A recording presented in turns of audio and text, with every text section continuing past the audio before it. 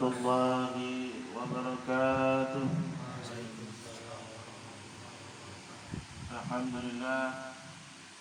Alhamdulillahilladzi arsala rasulahu bil huda wa dinil haqq liyudhhirahu 'ala ad-din kullihi walau karihal kafirun walau karihal musyrikun walau karihal fasiqun walau karihal munafiqun. Nahmaduhu wa nasta'inuhu wa nastaghfiruh wa na'udzu billahi min shururi anfusina wa min sayyiati a'malina. Man yahdihillahu fala mudilla lahu wa man yudlil fala hadiya lahu. Ashhadu an la ilaha illallah wahdahu la syarika lahu wa ashhadu anna sayyidana wa nabiyyana Muhammadan 'abduhu wa rasuluhu la nabiyya ba'dahu. Allahumma salli wa sallim wa karrim wa sharrif wa azim ala sayyidina wa maulana Muhammadin salatan takunu likulli usri yusra wa likulli hammin faraja wa likulli da'in dawa'a wa likulli saqamin shifaa'a wa ala alihi wa sahbihi wa barik wa sallim. Subhanaka la ilma lana illa ma 'allamtana innaka antal alimul hakim.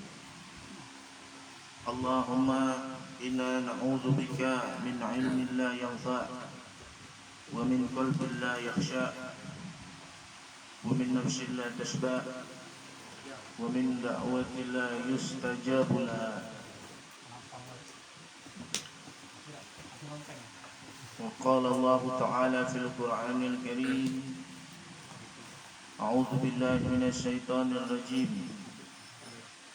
Alam tara kayfa daraballahu mathalan kalimatan thayyibatan kasajaratin thayyibah asluha thabitu wa far'uha fis sama'. Wa qala an-nabiy sallallahu alaihi wasallam, ma minal anbiya'i min nabiyyin illa qad u'tiya minal ayati ma mithluhu alaihi al-bashar ma mithluhu amana alaihi al-bashar wa innama kana alladhi utitu wahyan aw Allahu fa arju an akuna aktsarahum tabi'an yawmal qiyamah. Sadaqallahul azim. Sadaqan nabiyil karim wa nahnu ala dzalika syahidin. Puji syukur marilah kita panjatkan kehadirat Allah Subhanahu wa taala, yang mana pada malam hari ini kita masih dikaruniai nikmat sehat serta sempat serta nikmat yang paling besar, yaitu nikmatnya iman dan Islam kita.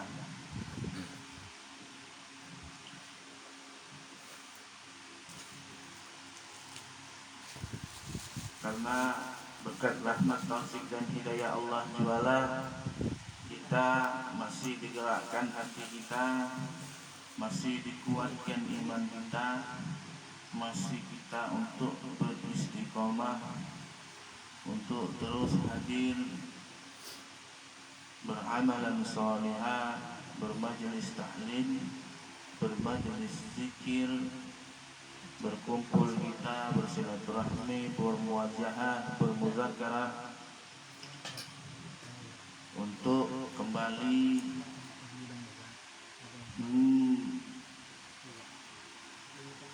memperbaiki, memperbaharui ingatan kita, tazakkaru kita kepada Allah Subhanahu wa taala. Mudah-mudahan selepas dari ini iman kita menjadi bertambah, iman kita menjadi lebih kuat, serta semangat kita untuk beribadah kepada Allah SWT dengan penuh keimanan, dengan penuh keyakinan, menjadi lebih besar lagi. Karena memang perkara iman itu memang demikianlah adanya. Dia bisa saja turun naik, bukan iman itu tepat adanya. Iman itu sepakat para imam mazhab kita di Ahlus Sunnah wal Jamaah, terutama imam 4 mazhab itu, bahwa iman itu dia sifatnya turun naik. Dia hanya bisa tetap, tapi hanya sedikit, sesaat saja bisa kuat. Ya, selalu dengan Allah itu sedikit saja. Tapi bukan berarti tidak ada orang yang bisa mencapai derajat tersebut. Karena apa yang diceritakan dalam hadis tempo hari, ceritanya Sayyidina Abu Bakar dan sahabat yang lain itu merasa imannya akan lebih kuat ketika mendengar khutbah dari Rasulullah SAW, seolah-olah surga dan neraka itu mereka lihat di depan mata kita, depan mata mereka, dan seolah-olah iman mereka menjadi betul-betul yakin. Setelah keluar itu sibuk dengan urusan dunia, ya, bercengkrama dengan anak istri, sibuk menghitung urusan dunia, menjadi lupa. Itu memang iman itu begitu. Maka sebaik-baiknya kita harus berusaha selalu berzikir kepada Allah dalam artian yang sebenarnya, berzikir yang secara daim, tetap zikirnya walau dalam keadaan susah maupun senang, ya. Mau dalam keadaan sempit ataupun lapang, ya, sempit saja kita mampu berzikir kepada Allah, apalagi dalam keadaan lapang, ya kan. Salawat bin salam, marilah tidak lupa dan selalu kita perbanyak pada junjungan kita,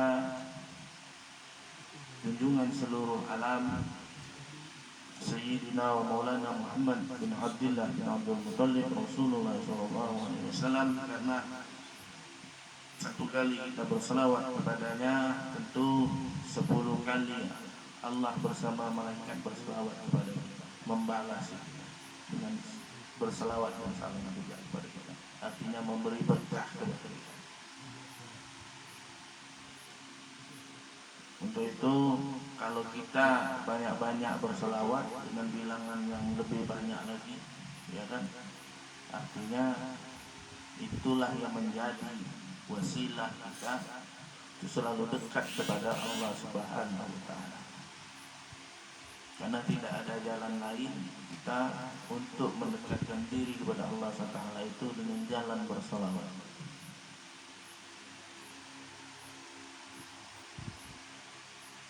Kita hidup di dunia ini tentu ketika kita merasa beriman, kita akan mengoreksi diri, ya kan. Sebagai orang beriman, Allah sindir di surat Ibrahim, apakah kamu tidak memperhatikan bagaimana Allah memberi perumpamaan, Allah membuat perumpamaan seperti sebuah kalimat yang baik. Alam taro kaifa daraballahu masalan kalimatan thayyibah.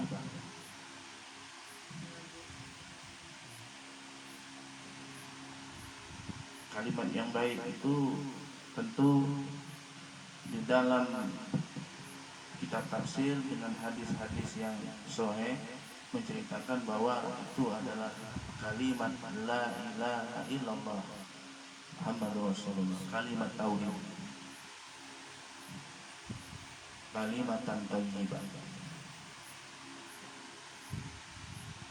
Karena diumpamakan juga kasajaratin thayyibah, seperti diumpamakan juga pohon yang baik. Pohon yang baik itu sampai sekarang pun tidak bisa kita pungkiri itu adalah pohon kurma, ya. dia membuahkan buah yang baik, yang manis, ya kan? Yang baik ini dia bermanfaat untuk kesehatan, sehingga orang sekarang membuat sari kurma, ya. Ada madu juga dari kurma, ya, dicampur dengan sari kurma, sehingga dia mempunyai khasiat tersendiri. Abdullah bin Umar radhiyallahu an ketika waktu itu berkumpul Rasulullah SAW memberi tafsiran terhadap ayat tersebut. Ketika Rasulullah menerima kiriman kurma, dia langsung membacakan surat Ibrahim itu ayat 24 itu. Dia mengutamakan itu, tapi dia tidak menyebut langsung, tahukah kamu apa pohon yang baik di atas dunia ini? Akarnya kuat, pohonnya kokoh, bisa tetap hidup dalam keadaan kering maupun hujan maupun dingin. Kan di Arab itu ada musim dingin, ya. Ada musim dinginnya. Bahkan setiap hari pun kalau subuh masuk, ya terik panas matahari, subuh masuk, minyak bisa beku, air bisa beku. Kalau dalam kadar yang sedikit, air itu bisa beku. Sehingga untuk mandi subuh pada waktu itu memang agak segan, ya. Jadi pohon kurma itu luar biasa, ya. Tapi ini adalah sebuah kiasan dari Rasulullah SAW. Dari Allah Subhanahu Wa Taala juga memberi kiasannya, kan? Masalah, perumpamaan, misalnya, ya. Jadi misalnya itu disadur dari bahasa Arab, ya. Perumpamaan, ya. Umpama, ya. Misalnya, ya. Allah memberi perumpamaan bahwa apa itu kalimat yang baik itu tadi adalah kalimat tauhid, berarti keimanan, ya. Kalau keimanan itu sudah baik, tentu dia mengeluarkan hal-hal yang baik. Apa? Akar yang kuat, pohonnya, cabang-cabangnya, fur'aha, ya. Itu menjulang ke langit. Apa? Akarnya kuat, berarti keimanan, ya. Ya kan? Tidak pernah goyah, istiqomah, ya. Kita kan kadang pandai menyebut saja istiqomah. Kadang kita dalam sholat kan terus, ya, berdoa, ihdinas siratal mustaqim, ya. Itu doanya Rasulullah SAW, diajarkan langsung oleh Allah. Itulah surat Al-Fatihah, ya. Iyyaka na'budu wa iyyaka nasta'in ihdinas siratal mustaqim, ya. Siratal ladzina an'amta 'alaihim ghairil maghdubi 'alaihim waladdallin.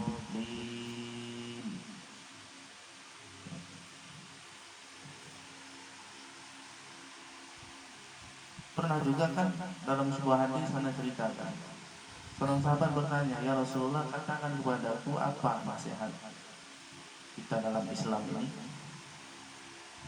sehingga sebuah nasihat itu cukup engkau berikan satu kali saja seumur hidup, tidak perlu besok-besok aku tanyakan lagi. Atau maksudnya untuk umat-umat setelahnya, li awwalina wal akhirin, sampai umat akhir zaman nanti. Apa kata Nabi? Katakanlah kamu itu beriman pada Allah dan istiqomah, luruslah, fastaqim. Qul amantu billahi fastaqim. Takim ini lurus, ya, tidak ada bengkok-bengkok maksudnya. Dia tegak, disitulah dia berjalan, tidak goyah. Kan kalau sirat al-mustaqim itu, sirat itu adalah titian, ya. Titian. Kalau torik, jalan, ya. Sirat itu titian. Titiannya itu titian yang lurus. Apa itu titian yang lurus? Tentu saja Al-Quran, ya. Karena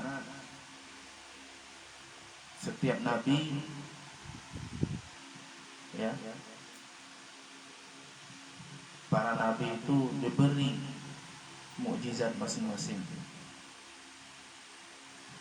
Dan Nabi Muhammad SAW salah satu saja mukjizatnya itu yang terbesar adalah Al-Quran, sehingga kemudian didukung dengan mukjizat-mukjizat yang lain, ya. Dalam hadis riwayat Muslim itu dari Abu Hurairah marfu'nya, ma minal anbiya'i min nabiyyin illa qad u'tiya minal ayati ma mithluhu amana alaihi al-bashar. Tidaklah satu orang nabi pun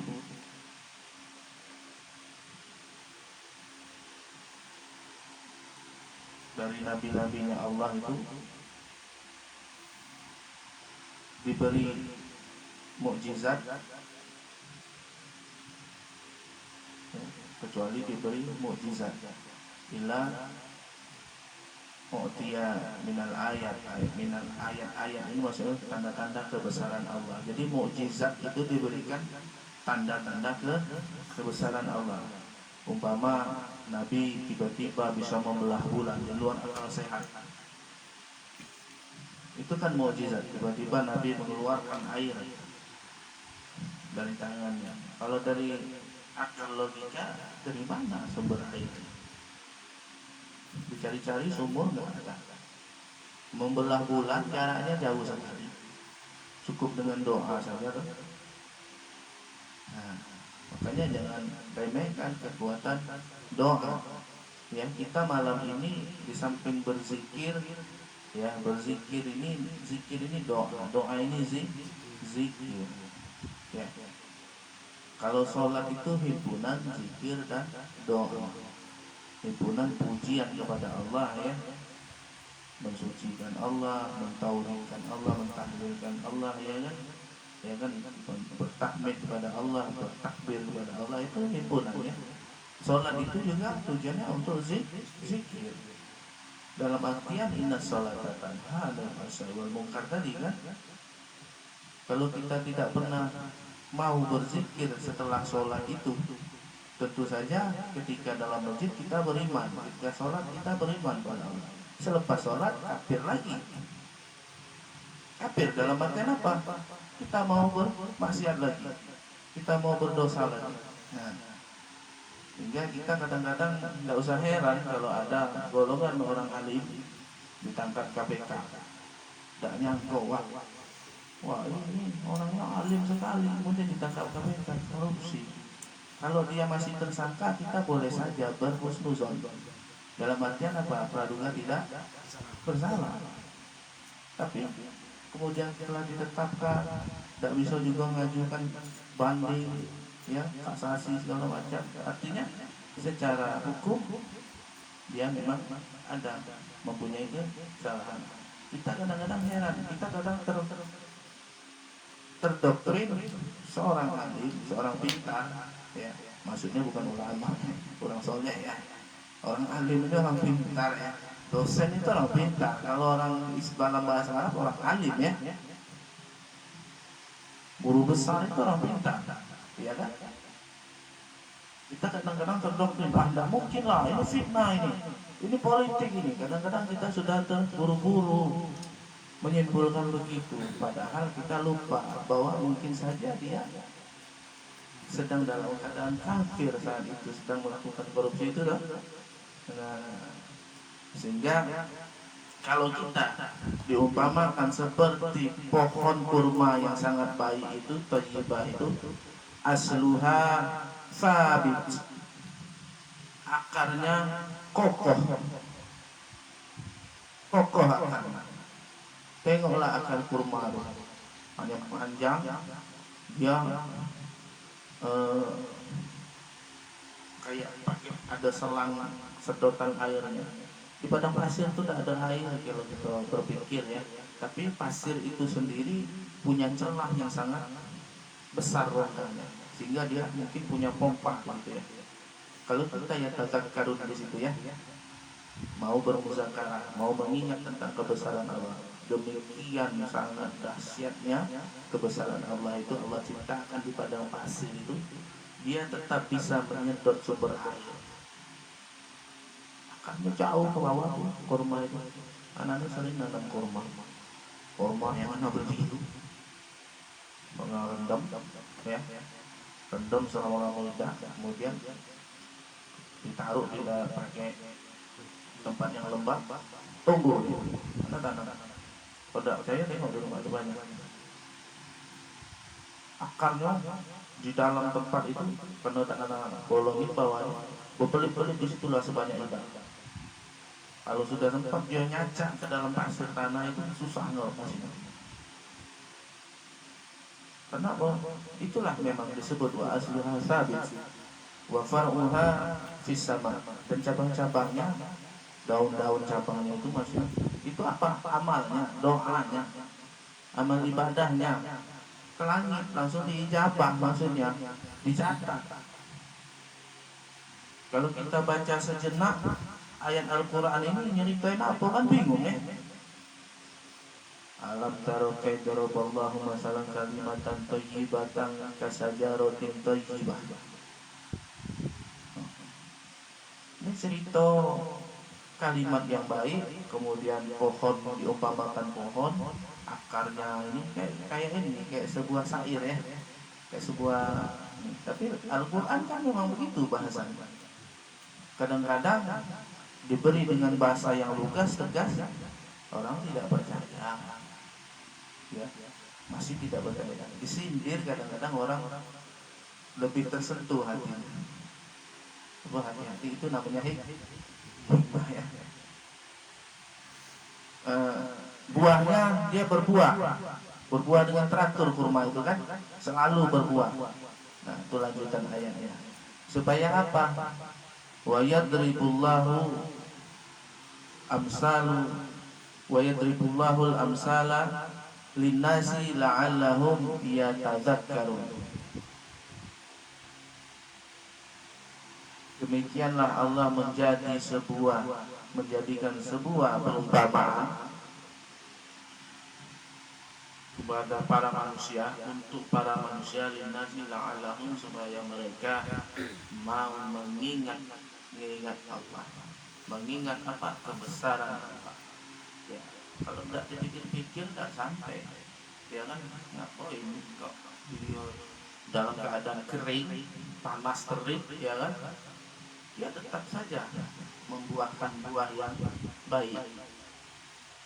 Sehingga kalau sudah kita bicara bisnis kurma di dalam negeri ini banyak ya yang ketipu ya, ketipu investasi bodong kurma. Karena di samping menjanjikan berkah yang luar biasa, dia menjanjikan untung juga yang luar biasa. Kadang-kadang janji surga ini ya membuat orang terkecoh ya kan. Wah, ya kita nanam kurma lah berkah, punya nipu. Nah, padahal dia adalah seorang yang alim kan. Kalau dia bukan orang enggak ngerti dia caranya kurang. Celahnya mana? Kurma buah yang paling disukai oleh Rasulullah, berkah, ya, sunnah Rasulullah. Nah, jadi kita mengukur keimanan itu kadang-kadang kita sendiri, ya, tak bisa orang mengukurnya. Karena itu hablum minallah, ya. Kita berbohong, kita nipu orang, hati kita tahu. Sedih hati kita tuh kadang-kadang berontak kadang-kadang, tapi kadang-kadang ada juga ngomong terpaksa. Hilaf ya, itulah namanya keimanan.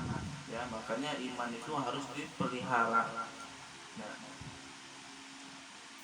dalam hadis tadi Nabi bersabda soal wahyu. Wahyunya, mukjizatnya Rasulullah SAW adalah Al-Quran. Makanya kita harus beriman kepada Al-Quran dengan keimanan dan keyakinan. Seperti kita berdoa sekarang ini harus dengan keyakinan.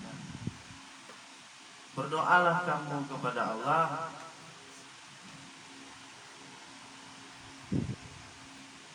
Ud'ullaha wa antum muqinun bil ijabah.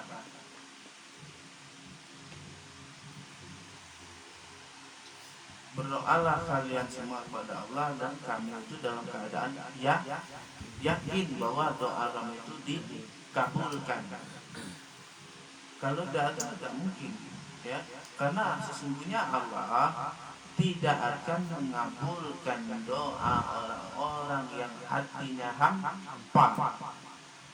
Itu yang berdoa mulut ngoceh-ngoceh, ya, komat kamit, ya, teriak-teriak berzikir nih, nanti pikiran kita kemana-mana, atau kita tidak mengerti apa yang kita baca tadi, sungguh pun tidak mengerti, harusnya dengan khusyuk dalam artian memang betul-betul akal dan pikiran kita itulah yang kita baca dan meminta sungguh-sungguh kepada Allah supaya doa dan zikir kita ini diijabah.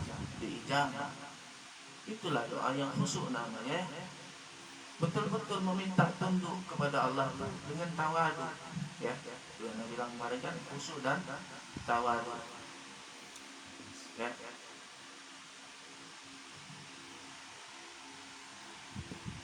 Karena Nabi selalu berdoa bahwa dia meminta kepada Allah, mukjizat yang paling besar itu adalah umat yang paling banyak, tabi'ai umat qiyam, ya, umatnya paling banyak, ya, supaya kita tidak tergolong kepada apa yang diceritakan oleh ulama sufi bernama Ibrahim Adham, ya. Pernah dia berkunjung ke Basra, kemudian masyarakat Basra itu mengadu kepada, wahai Ibrahim Adham, kenapa kami ini doa kami tidak pernah dikabulkan dan nasib kami ini tidak pernah berubah, padahal kami sudah rajin berdoa dan Allah berjanji dalam Al-Quran bahwa berdoalah kamu, ud'uni, doamu padaku, astajib lakum. Tapi doa kami ini tidak dikabulkan oleh Allah. Kenapa? Ada 10 perkara, ya, yang disampaikan oleh Ibrahim bin Adham itu adalah, pertama, kamu mengakui beriman kepada Allah, kamu mengaku beriman pada Allah, tapi hak-haknya tidak pernah kamu tunaikan. Kamu mengaku mencintai Rasulullah, tapi sunnah-sunnahnya tidak kamu jalankan. Kamu membaca Al-Quran, tapi isi kandungan Al-Quran tersebut tidak kamu amalkan. Kamu mengakui setan itu musuhmu, tapi kamu patuh kepadanya, ikut bujukan setan. Kamu berdoa minta dihindarkan dari api neraka, tapi kamu juga mencampakkan dirimu ke dalamnya dengan berbuat dosa dan maksiat. Kamu berdoa supaya dimasukkan dalam surga, tapi kamu tidak pernah beramal untuk meraihnya.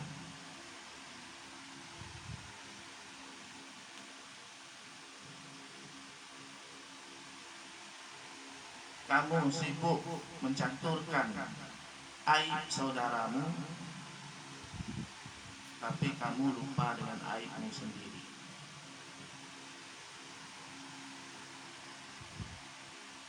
Kamu tahu, yakin bahwa kematian itu pasti datang, tapi kamu tidak pernah mempersiapkan dirimu untuk menghadapi kematian itu. Kamu telah menguburkan orang-orang yang mati, tapi kamu tidak pernah mengambil pelajaran dari peristiwa kematian itu. Yang kesebelumnya kok yang banyak yang kadang kita hilap ya. Kamu mendapatkan memakan rezeki dari Tuhanmu, tapi kamu tidak pernah bersyukur atas rezeki yang kamu makan dari Tuhanmu. Nah, ini bersyukur ini kadang-kadang apa ya, dapat dikit masih mengutuk. Itu hati-hati, tidak bersyukur.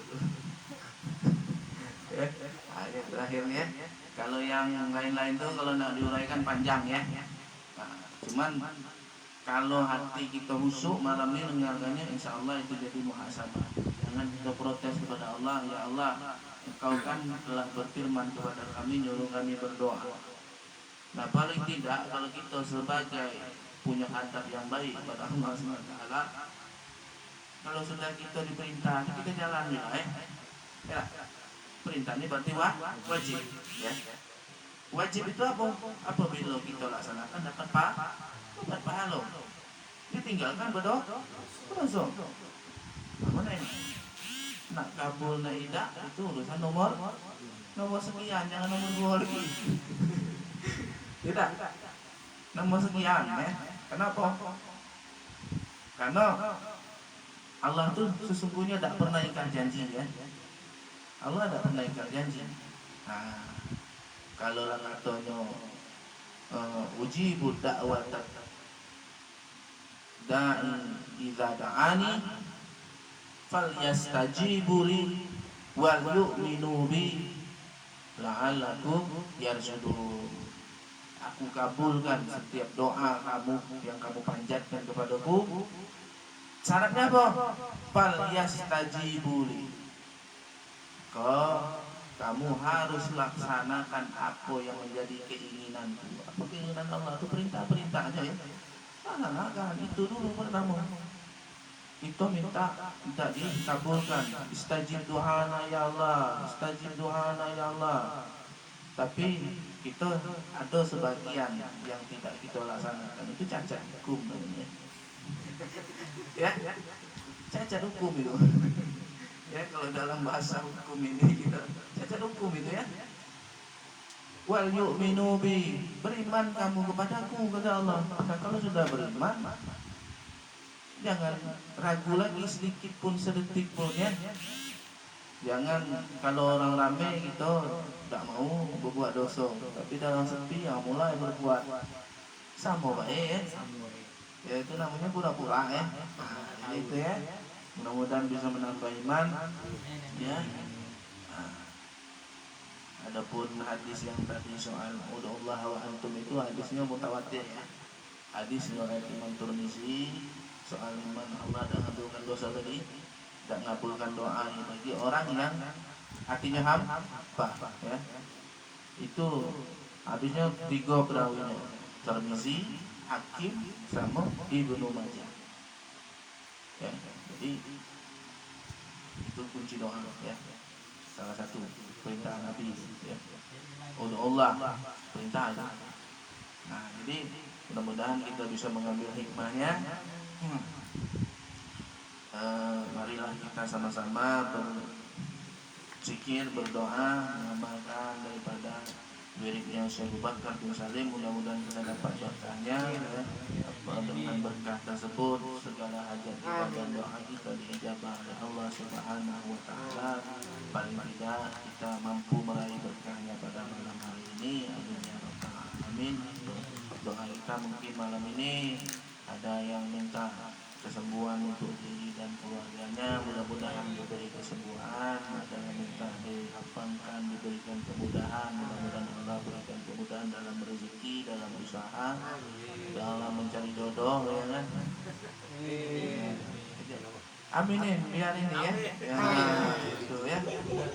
Karena apa? Ini kita sedang dipersaksikan oleh malaikat ya.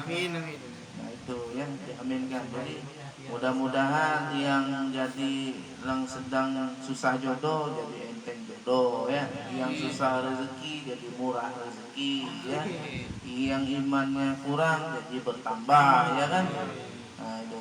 Yang ilmunya kurang jadi bertambah ya, yang umurnya pendek jadi panjang untuk beribadah kepada Allah ya kan. Dihabiskan mungkin waktu sisa kita yang kemarin ya kan, kita minta dipanjangkan lagi, siapa tahu ada yang sudah ditulis besok meninggal ya, kita dengan diaminkan doanya dipanjangin jadi 2 tahun 3 tahun jadilah ya kan. Ada kan banyak ya, ada.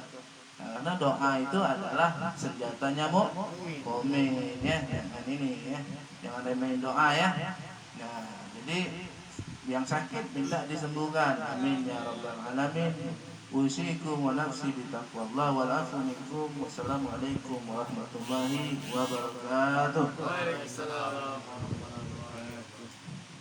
Bismillahirrahmanirrahim. Astaghfirullahalazim, astaghfirullahalazim, astaghfirullahalazim li wa liwalidayya wa liman hakun alayya wa li jami'il muslimina wal muslimat wal mu'minina wal mu'minat al ahya'i minhum wal amwat. Astaghfirullahalazim, astaghfirullahalazim, astaghfirullahalazim li wa liwalidayya wa liman akun alayya wa li jami'il muslimina wal muslimat wal mu'minina wal mu'minat al ahya'i minhum wal amwat. Astaghfirullahalazim, astaghfirullahalazim, astaghfirullahalazim li wa liwalidayya wa liman hakun alayya wa li jami'il muslimina wal muslimat wal mu'minina wal mu'minat al ahya'i minhum wal amwat. Astaghfirullahalazim alladzi la ilaha illa huwal hayyul qayyum wa atubu ilaih. Ilahi anta maksudi wa ridaka al-matlubi wa ufawwidu amri ilallah. Ilahi anta maksudi wa ridaka al-matlubi wa ufawwidu amri ilallah. Ilahi anta maksudi wa ridaka al-matlubi wa ufawwidu amri ilallah. أشهد أن لا إله إلا الله وأشهد أن محمدا رسول الله. اللهم صل وسلم وبارك على سيدنا محمد وعلى آل سيدنا محمد. قد ضاقت حيلتي أدركني يا رسول الله. اللهم صل وسلم وبارك على سيدنا محمد وعلى آل سيدنا محمد. قد ضاقت حيلتي أدركني يا رسول الله. اللهم صل وسلم وبارك على سيدنا محمد وعلى آل سيدنا محمد. قد ضاقت حيلتي أدركني يا رسول الله. اللهم إنا نسألك بمآخذ العز من أرزك ومنتهى الرحمة من كتابك باسمك الأعظم ووجهك الأعلى وكلماتك التامة أن تقضي لنا حاجاتنا بالحج بالفضل بالبركة وبالحرمة الفاتحة وإلى حضرة النبي المصطفى محمد صلى الله عليه وسلم وعلى آله وأصحابه وذرياته وأولاده وأزواجه وأهل البيت أجمعين. سيد الله له ولهم الفاتحة. أعوذ بالله من الشيطان الرجيم. بسم الله الرحمن الرحيم. الحمد لله رب العالمين الرحمن الرحيم مالك يوم الدين. إياك نعبد وإياك نستعين اهدنا الصراط المستقيم صراط الذين أنعمت عليهم غير المغضوب عليهم ولا الضالين. ثم إلى أرواح آبائه وإخوانه من من الأنبياء والمرسلين والعلماء والعاملين والشهداء والصالحين والأولياء ولجميع الملائكة الله المقربين والكريمين خصوصا إلى روح عبد القادر الجيلاني وإلى روح محمد سمان وإلى أرواح ساداتنا علويين خصوصا إلى روح المهاجرين إلى الله أحمد بن هشام وإلى روح الحكيم محمد بن علي العلوي وإلى روح عبد الرحمن أشرف بن محمد مولى الدويلة وإلى روح عبد الله علي دروس بن أبو بكر شكران وإلى روح فخر الوجود شيخ أبو بكر بن سليم وأصولهم وفروعهم وذريتهم أجمعين سيد الله له ولهم الفاتحة. أعوذ بالله من الشيطان الرجيم بسم الله الرحمن الرحيم الحمد لله رب العالمين الرحمن الرحيم مالك يوم الدين إياك نعبد وإياك نستعين اهدنا الصراط المستقيم صراط الذين أنعمت عليهم غير المغضوب عليهم ولا الضالين. ثم إلى أرواح آبائنا وأمهاتنا وجداتنا وجدتنا ولأستاذنا ولمشايخنا ولمعلمينا ولمن حكم علينا ولجميع أرواح أهل القبور من المسلمين والمسلمات والمؤمنين والمؤمنات من مشارق الأرض إلى مغاربها برها وبحرها خصوصا إلى رسل الولاية المتبع من شيخ الأحمد برباه وشوله وفره ونخص خصوصا إلى رشد علي بن أحمد بن شبكة شدا كرمة بروشوده وفروعه وذريته أجمعين سبيل الله له ولهم الفاتحة. أعوذ بالله من الشيطان الرجيم بسم الله الرحمن الرحيم الحمد لله رب العالمين الرحمن الرحيم مالك يوم الدين إياك نعبد وإياك نستعين اهدنا الصراط المستقيم صراط الذين أنعمت عليهم غير المغضوب عليهم ولا الضالين آمين. ثم إلى أرواحهم من اجتمعنا هاهنا بشبابهم ولأجلهم خصوصا إلى طالب بن شفي وإلى رشادية بنت طه وإلى نحوية بنت طليف وإلى منصور بن عرفان وإلى مرشدة بنت أشهري وإلى سليمان بن منصور وإلى عصبات بن شفي وإلى سودة بن عبراني وإلى إبراهيم بن هشيم وإلى أمنة بنت طه وإلى ربيع بنت طه وإلى حتى بنتهم بأن الله يغفر لهم ويرحمهم ويسكنهم الجنة برحمته ووالدنا ووالدهم خاصة وجميع أمواتنا وجميع أموات المسلمين عامة وينفعنا بأسرارهم وأنوارهم وإلى هدرة النبي المصطفى صلى الله له ولهم الفاتحة.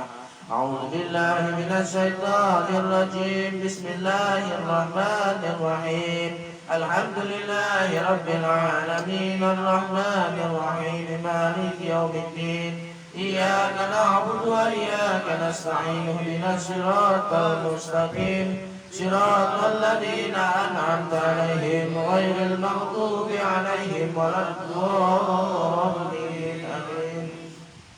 ثم إلى حاجات الحاضرين والحاضرات سائل الله لهم الفاتحة.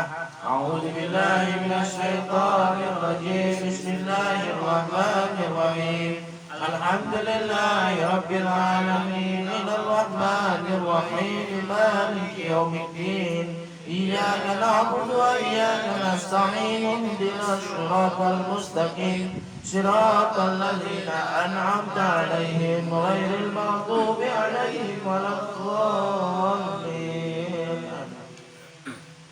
لأهل الورد الكبير لسيدنا الإمام القرطبي فخر الوجود أبو بكر بن سليم صاحب عناد رضي الله عنه سائل الله له الفاتحة. أعوذ بالله من الشيطان الرجيم بسم الله الرحمن الرحيم الحمد لله رب العالمين الرحمن الرحيم مالك يوم الدين إياك نعبد وإياك نستعين اهدنا الصراط المستقيم صراط الذين أنعمت عليهم غير المغضوب عليهم ولا الضالين. الله لا إله إلا هو الحي القيوم لا تأخذه سنة ولا نوم له ما في السماوات وما في الأرض من الذي يشفع عنده إلا بإذنه يعلم ما بين أيديهم وما خلفهم ولا يحيطون بشيء من علمه إلا بما شاء وسع كرسيه السماوات والأرض ولا يؤوده حفظهما وهو العلي العظيم. إن ولي الله الذي نزل الكتاب وهو يتولى الصالحين فسيكفيكهم الله وهو السميع العليم.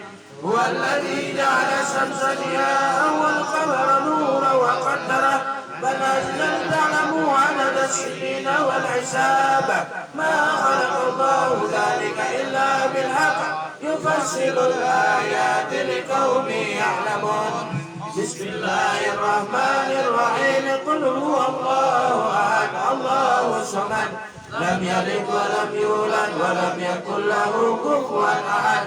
بسم الله الرحمن الرحيم قل هو الله أحد الله الصمد لم يلد ولم يولد ولم يكن له كفوا أحد. بسم الله الرحمن الرحيم قل هو الله أحد الله الصمد لم يلد ولم يولد ولم يكن له كفوا أحد. بسم الله الرحمن الرحيم قل أعوذ برب الفلق من شر ما خلق من شر غاسق إذا وقب ومن شر النفاثات في العقد ومن شر حاسد إذا حسد.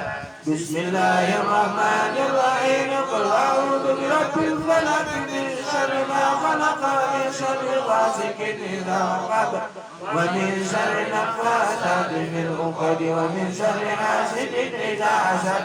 بسم الله الرحمن الرحيم قل أعوذ برب الفلق من شر ما خلق من شر غاسق إذا وقب ومن شر النفاثات في العقد ومن شر حاسد إذا حسد. بسم الله الرحمن الرحيم قل أعوذ برب الناس ملك الناس إله الناس من شر الوسواس الخناس الذي يوسوس في صدور الناس من الجنة والناس. بسم الله الرحمن الرحيم قل أعوذ برب الناس ملك الناس إله الناس من شر الوسواس الخناس الذي يوسوس في صدور الناس من الجنة والناس. بسم الله الرحمن الرحيم قل أعوذ برب الناس ملك الناس إله الناس من شر الوسواس الخناس الذي يوسوس في صدور الناس من الجنة والناس. بسم الله مجراها ومرساها إن ربي لغفور رحيم.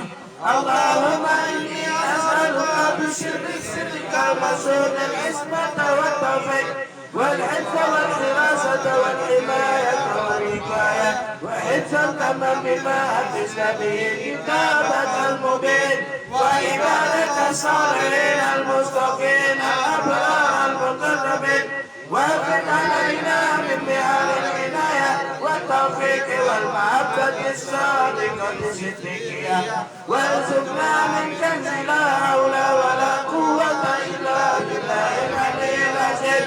واكشفني ونسلني من الأوهام والحزن والندم من المدد ربنا والفضل والشفقة والرحمة والرفق والإحاطة بكل لمن الملك يوم لله الواحد القهار. والصلاة والسلام الأتمان الأكملان من هذا المقام على من تعالت مكانته ومشرب الأنشد ووصف صفاته فهو سيدنا محمد صلى الله عليه وسلم الفاتح الفقر وعلى آله وصحبه آمين. تنزيل الكتاب من الله العزيز العليم غافر الذنب وقابل التوب شديد العقاب ذي الطول لا إله إلا هو إليه المصير وهو الحق المبين يا ذا الكرم والوفاء يا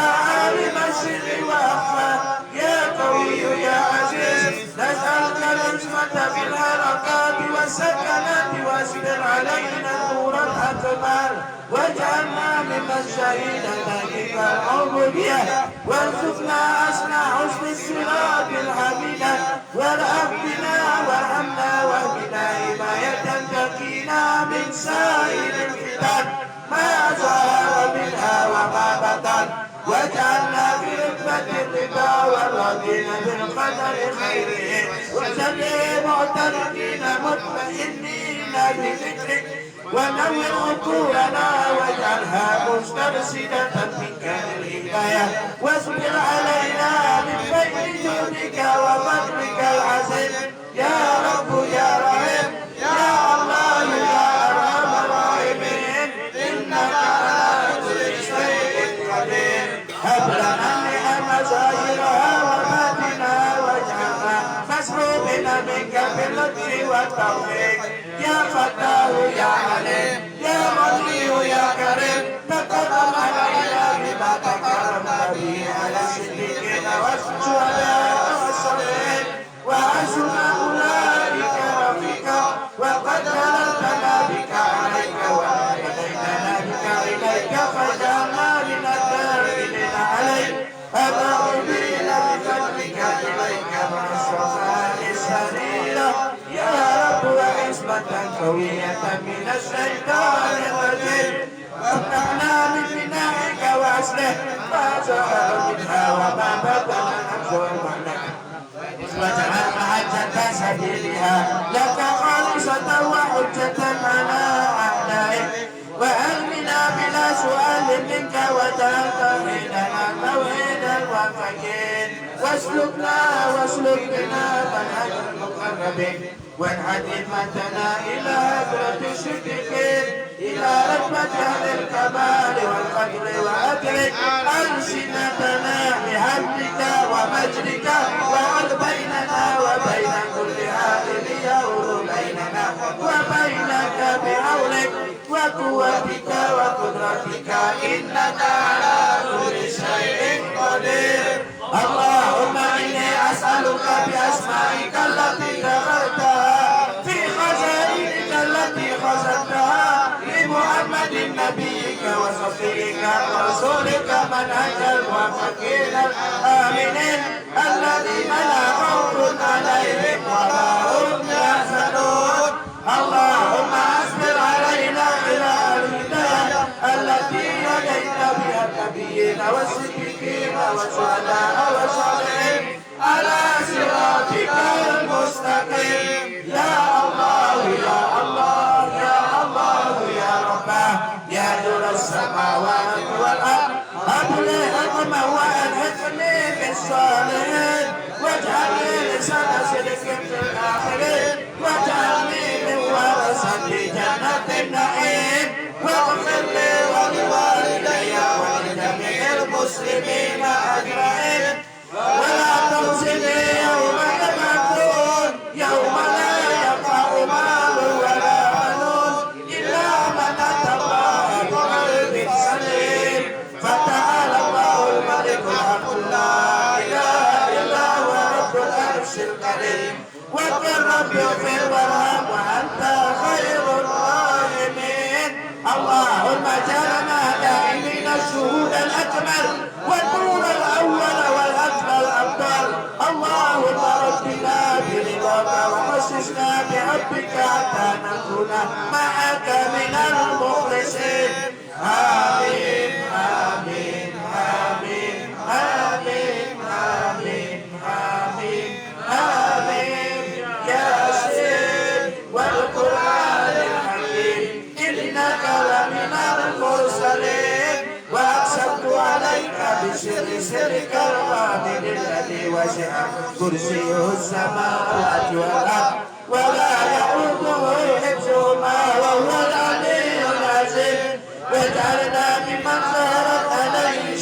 السعادة ومحبة من أحببته من عبادك وأوليائك ولا تجعلنا ممن عبد غيرك فشهرت عليه الشقاوة فهب لي وامنعني من مواهب الشهداء واسقنا من موارد الاشقياء واستعين حقا من عونك وعن السؤال منك والسبيل حقا من اهرمته مع كثرة السؤال لك فأهلنا بلا سؤال منك بفضلك وجودك وكرمك ونعوذ بك من شر الحساد على ما أنعمت علينا من خير إحسانك وأيدنا بتأييدك وتأييد أنبيائك ورسلك وخشة صدقين من خلقك إنك على كل شيء قدير يا وهاب هب لنا من غلق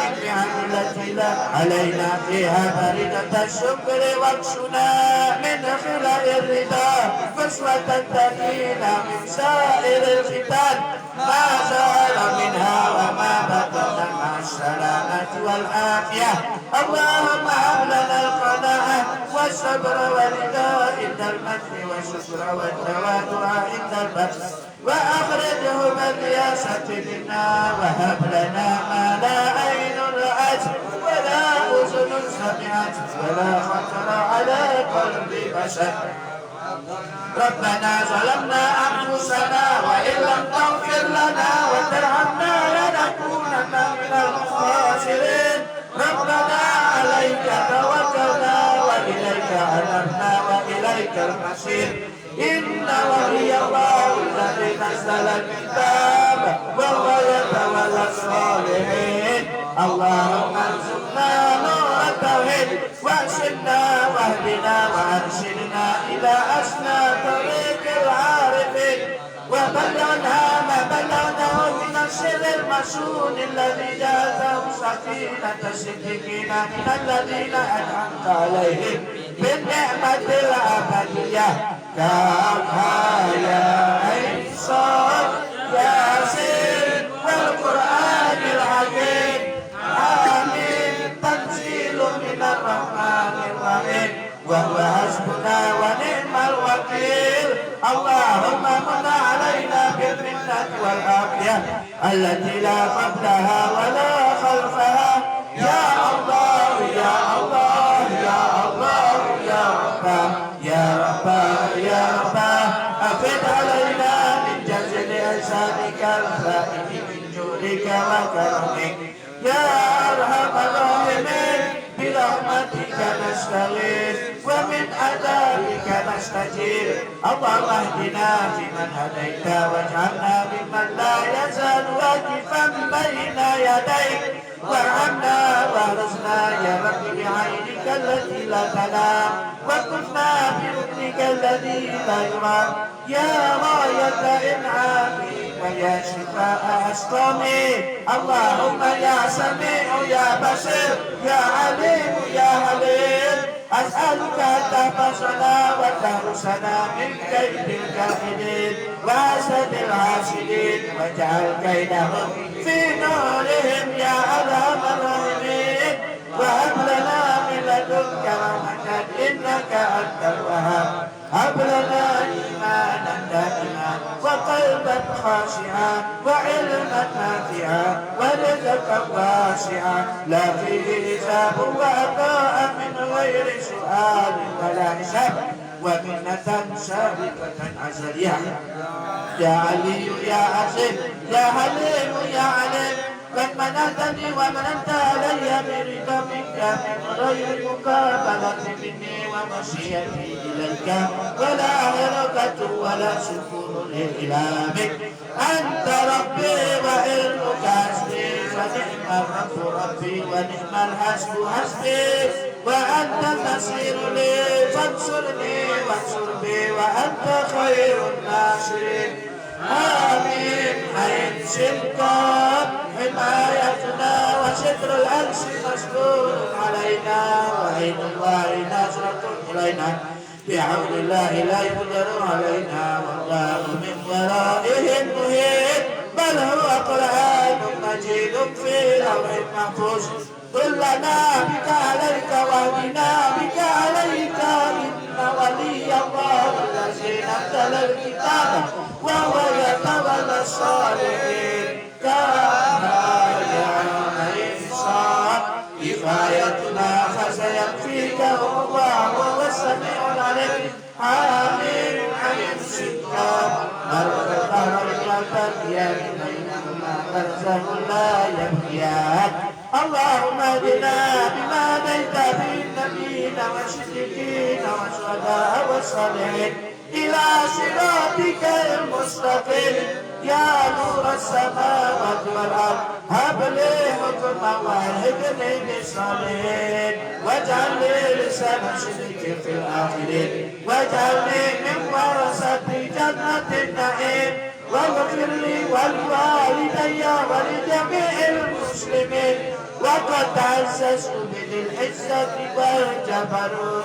وتوكلت على الحي الذي لا يموت شاهد الوجوه وآنت الوجوه للحي القيوم وقد خاب من حمل ظلما آمين ثم الأمر وجاء النصر فعلينا لا ينصرون انصرنا بنصرك وأعزنا بإذنك واجعلنا من أهل رتبة الكمال وأهل اليقين وارزقنا العفو والعافية ودوام العافية والستر على العافية والمعافاة الدائمة في الدين والدنيا والآخرة لنا يا رب ولذريتنا ولوالدينا وأولادنا وجميع المسلمين جعله الله من حزب الذين لا خوف عليهم ولا هم يحزنون أولئك حزب الله ألا إن حزب الله هم المفلحون وصلى الله على سيدنا محمد خاتم النبيين الفاتح الخاتم سيد الأولين والآخرين وعلى آله الطيبين الطاهرين وعلى سائر الصحابة أجمعين ورضي الله تعالى عن سادتنا أبي بكر وعمر وعثمان وعلي وعن الحسن والحسين وأمهما من يومنا هذا إلى يوم الدين واجعلنا منهم وفيهم برحمتك يا أرحم الراحمين ولا حول ولا قوة إلا بالله العلي العظيم وصلى الله على سيدنا محمد وآله وصحبه وسلم والحمد لله رب العالمين. بسم الله الرحمن الرحيم. اللهم يا عظيم السلطان يا قديم الإحسان يا دائم النعم يا كثير الجود يا واسع العطاء يا رفيع اللطف يا هلما لا يعجل صل يا ربي على سيدنا محمد وآله وسلم وارض عن الصحابة أجمعين. اللهم لك الحمد شكرا ولك الملك فضلا وأنت ربنا حقا ونحن عبيدك رقا وأنت لم تزل لذلك أهلا. اللهم يا ميسر كل عسير ويا جابر كل كسير ويا صاحب كل فريد ويا مغني كل فقير ويا مقوي كل ضعيف ويا مأمن كل خائف يسر علينا كل عسير فتيسير العسير عليك يسير. اللهم يا من لا يحتاج إلى البيان والتفسير حاجاتنا إليك كثير وأنت عالم بها وبصير. اللهم إنا نخاف منك ونخاف ممن يخاف منك ونخاف ممن لا يخاف منك. اللهم بحق من يخاف منك نجنا ممن لا يخاف منك. اللهم بحرمة سيدنا محمد صلى الله عليه وسلم احرسنا بعينك التي لا تنام واكتفنا بكنافك الذي لا يرام وارحمنا بقدرتك علينا فلا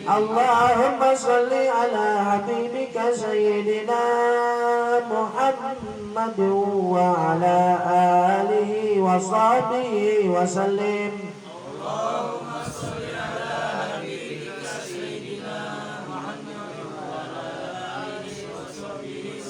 اللهم صل على حبيبك سيدنا محمد وعلى آله وصحبه وبارك وسلم.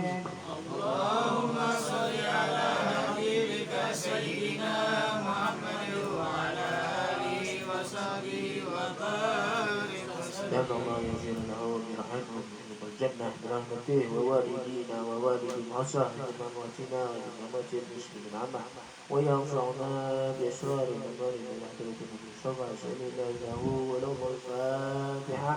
أعوذ بالله من الشيطان الرجيم. بسم الله الرحمن الرحيم. الحمد لله رب العالمين الرحمن الرحيم مالك يوم الدين. إياك نعبد وإياك نستعين اهدنا الصراط المستقيم صراط الذين أنعمت عليهم غير المغضوب عليهم ولا الضالين. بسم الله الرحمن الرحيم. الله لا إله إلا هو الحي القيوم لا تأخذه سنة ولا نوم له ما في السماوات وما في الأرض. وهذا الذي يشفع عنده إلا بإذنه يعلم ما بين أيديهم وما خلفهم لا يحيطون بشيء من علمه إلا بما شاء وسع كرسيه السماوات والأرض لا يؤوده حفظهما وهو العلي العظيم.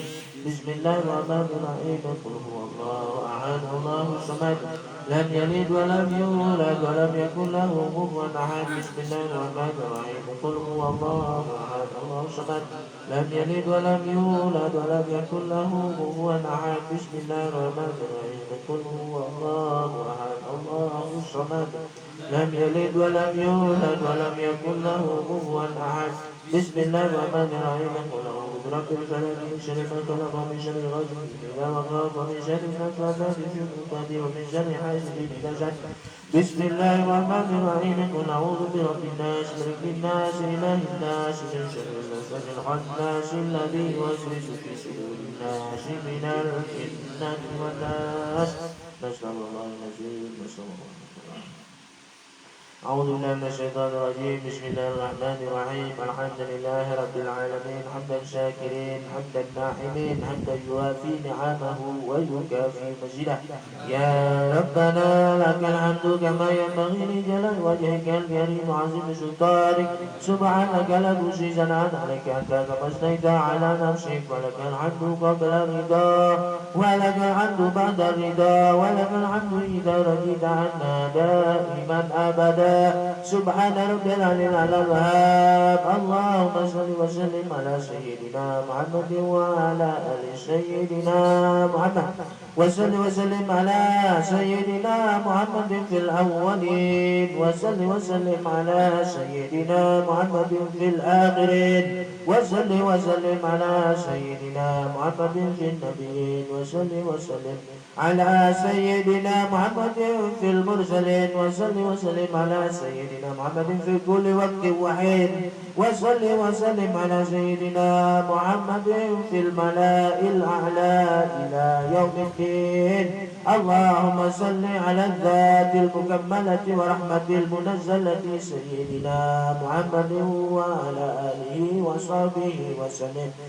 وصل اللهم عليه هذا البهاء والجلال بكرة وأصيلا. اللهم كما خصصتنا بكتابك الكريم وهديتنا إلى صراطك المستقيم أصلح به منا جميع ما فسد وطهر به منا ما ظهر منها وما بطن. اللهم اشرح بالقرآن صدورنا ويسر به أمورنا وعزم به أجورنا وعزم به أعلاقنا ووسع به أرزاقنا ونور به قبورنا ونور به قلوبنا. اللهم تقبل وأوصل ثواب ما قرأناه من القرآن العظيم وما هللنا وما سبحنا وما استغفرنا وما صلينا على نبيك محمد صلى الله عليه وسلم وآله وأصحابه وذرياته وأزواجه وأولاده وأهل البيت أجمعين ثم إلى أرواح آبائه وإخوانه من الأنبياء والمرسلين وآل كل منهم وأصحابهم والتابعين والتابعين معهم بإحسان إلى يوم الدين والعلماء والعاملين والشهداء والصالحين والأولياء وجميع الملائكة الله المقربين والكربيين خصوصا إلى مرشدنا شيخ القادر الجيلاني وإلى سمعنا سمان وإلى أرواح ساداتنا علامين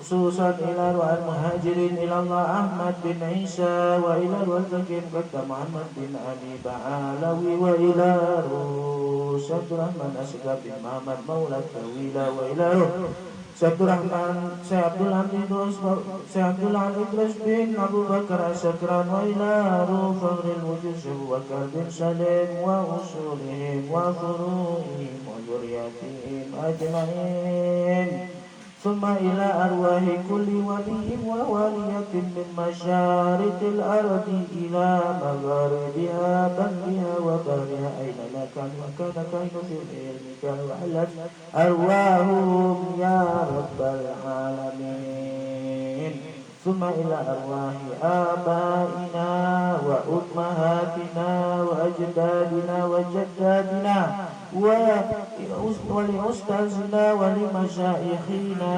ولمعلمينا ولمن حق علينا ولجميع أرواح أهل القبور من المسلمين والمسلمات والمؤمنين والمؤمنات من مشارق الأرض إلى مغاربها برها وبرها أينما كان وكان كائن وأعلت أرواحهم يا رب العالمين خصوصا إلى رسل الولاية كما بشير بن أحمد كالإجباه وأصوله وفروعه ونعوذ خصوصا إلى رسل علي بن أحمد بن شبكات كما تلقوا وأصوله وفروعه وذريته أجمعين ثم إلى أرواحهم من اجتمعنا هاهنا بسببهم ولأجلهم خصوصا إلى روح تلف بن شوفي وإلى روح سعدية بن طه وإلى روح نحوية بن تلف وإلى روح مشهور بن عرفان وإلى مرشدة بن أشعري وإلى روح سليمان بن منشور وإلى روح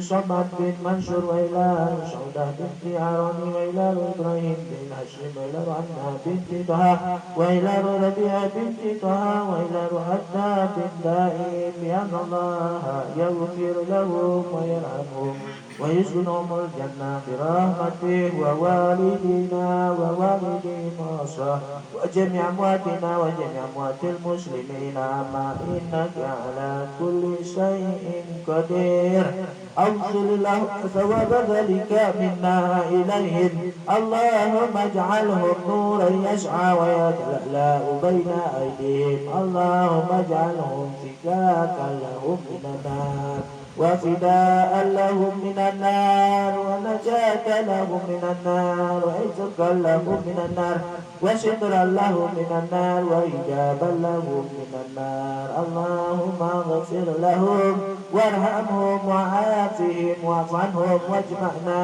وإياهم والمسلمين جميعا في دار كرامتك ومستقر رحمتك ومحل أوليائك مع الذين أنعمت عليهم من النبيين والصديقين والشهداء والصالحين وحسن أولئك رفيقا ذلك فضل من الله وكفى بالله عليما يا أيتها النفس المطمئنة ارجعي إلى ربك راضية مرضية فادخلي في عبادي وادخلي جنتي. إن الله وملائكته يصلون على النبي يا أيها الذين آمنوا صلوا عليه وسلموا تسليما. اللهم صل وسلم وبارك على سيدنا محمد وعلى آل سيدنا محمد صلاة تنجينا بها من جميع الأهوال والآفات وتقضي لنا بها جميع العجاب وتطهرنا بها من جميع السعادات وترفعنا بها إنك على الدرجات وتبلغنا بها الشرعيات من جميع الخيرات في الحياة وبعد الممات إنك سميع قريب مجيب الدعوات ويقضي الحاجات. اللهم صل وسلم وكرم وشرف عظيم على سيدنا ومولانا محمد صلاة تكون لكل عسر يسرا ولكل هم فرجا ولكل داء دواء ولكل سقم شفاء وعلى آله وصحبه وبارك وسلم. اللهم صل على سيدنا محمد صلاة تغفر بها الذنوب وتصلح بها القلوب وتمتلك بها العصوب وتلم بها الشعوب على آله وصحبه ومن إليه منسوب. اللهم اغفر لنا ذنوبنا والوالدين وارحمهم كما ربونا صغارا ولجميع المسلمين والمسلمات والمؤمنين والمؤمنات الأحياء منهم والأموات وتابع بيننا وبينهم بالخيرات والغفر وارحم أنت خير الراحمين. اللهم جملنا بالعافية والسلامة وحققنا بالتقوى والاستقامة وعدنا بمجيبة الندامة في الحال والمال إنك كريم المنان. اللهم إنا نسألك رضاك والجنة ونعوذ بك من سخطك والنار. اللهم أنزل الرحمة والمغفرة على هذا البيت. اللهم أنزل الرحمة والمغفرة والشفاعة على هذا البيت. اللهم أنزل الرحمة والمغفرة والشفاعة والهداية على هذا المجلس. اللهم ربنا أنزل علينا مائدة من السماء تكون لنا عيدا لنا لأولنا وآخرنا وآية منك وارزقنا وأنت خير الرازقين. اللهم إنا نسألك سلامة في الدين وعافية في الجسد وزيادة في العلم وبركة في الرزق وتوبة قبل الموت ورحمة عند الموت ومغفرة بعد الموت. اللهم هون علينا في سكرات الموت ونجاة من النار والعفو عند الجد. اللهم اختم لنا بحسن الخاتمة ولا تختم علينا بحسن الخاتمة ولا تختم علينا بسوء الخاتمة. اللهم اختم لنا بحسن الخاتمة ولا تختم علينا بسوء الخاتمة. اللهم أنزل الرحمة والمغفرة. اللهم افتح لنا أبواب الخير وأبواب البركة وأبواب النعمة وأبواب السلامة سلامة في الدين والدنيا والآخرة يا رب العالمين. اللهم يا غني يا حميد يا مبدئ يا معيد يا رحيم يا ودود يا فعال لما يريد أغننا بحلالك عن حرامك من معصيتك واكفنا بفضلك عمن سواك. اللهم يا غني يا حميد يا مبدئ يا معيد يا رحيم يا ودود يا فعال لما يريد يا ذو العرش المجيد أغننا بحلالك عن حرامك من معصيتك واكفنا بفضلك عمن سواك. اللهم يا غني يا حميد يا مبدئ يا معيد يا رحيم يا ودود يا فعال لما يريد يا رب العرش المجيد أغننا بحلالك عن حرامك من معصيتك واكفنا بفضلك عمن سواك. اللهم إنا نسألك باسمك بسم الله الرحمن الرحيم الذي لا إله إلا هو الأحد الصمد الذي لم يلد ولم يولد ولم يكن له كفوا أحد. ونسألك باسمك بسم الله الرحمن الرحيم الذي لا إله إلا هو عالم الغيب والشهادة هو الرحمن الرحيم ونسألك باسمك بسم الله الرحمن الرحيم الذي لا إله إلا هو الحي القيوم لا تأخذه سنة ولا نوم الذي ملأت عصمته السماوات والأرض ونسألك باسمك بسم الله الرحمن الرحيم الذي لا إله إلا هو عمد له الوجوه وخلعت له الركاب وخشعت له الأبصار ووجلت له القلوب من خشيته وزالت منه العيون أن تصلي على سيدنا محمد وعلى آل سيدنا محمد أن تعطي لنا حاجاتنا يا رب بالمصطفى بلغ مقاصدنا واغفر لنا ما مضى يا واسع الكرم يا رب بالمصطفى بلغ مقاصدنا واغفر لنا ما مضى يا واسع الكرم يا رب بالمصطفى بلغ مقاصدنا واغفر لنا ما مضى يا واسع الكرم ربنا لا تزغ قلوبنا بعد إذ هديتنا وهب لنا من لدنك رحمة إنك أنت الوهاب ربنا هب لنا من أزواجنا وذريتنا قرة أعين واجعلنا للمتقين إماما ربنا اغفر لنا ذنوبنا ولإخواننا الذين سبقونا بالإيمان ولا تجعل في قلوبنا غلا للذين آمنوا ربنا إنك رؤوف رحيم ربنا اغفر لنا ذنوبنا ولإخواننا الذين سبقونا بالإيمان ولا تجعل في قلوبنا غلا للذين آمنوا ربنا إنك رؤوف رحيم ربنا اغفر لنا ذنوبنا وكفر عنا سيئاتنا وتوفنا مع الأبرار يا عزيز يا غفار يا رب العالمين ربنا ظلمنا أنفسنا وإن لم تغفر لنا وترحمنا لنكونن من الخاسرين ربنا آتنا في الدنيا حسنة وفي الآخرة حسنة وقنا عذاب النار وقنا عذاب النار وصلى الله على خير خلقه ونور عرشه سيدنا ونبينا محمد وعلى آله وأصحابه أجمعين سبحان ربك رب العزة عما يصفون وسلام على المرسلين الحمد لله رب العالمين بحرمة الفاتحة أعوذ بالله رب العالمين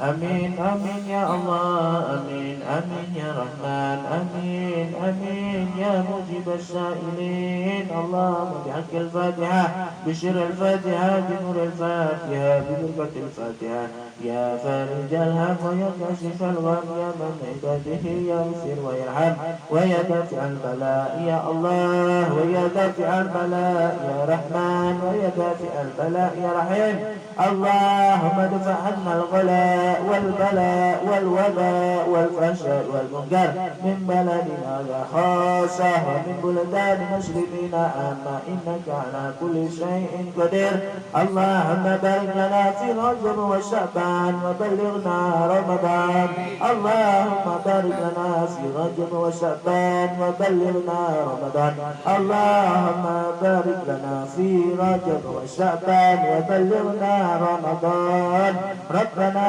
تقبل منا دعاءنا وحاجاتنا إنك أنت السميع العليم وتب علينا يا مولانا إنك أنت التواب الرحيم دعواهم بها سبحانك اللهم وتحيتهم فيها سلام وآخر دعواهم الحمد لله رب العالمين تقبل الله منكم منا ومنكم تقبل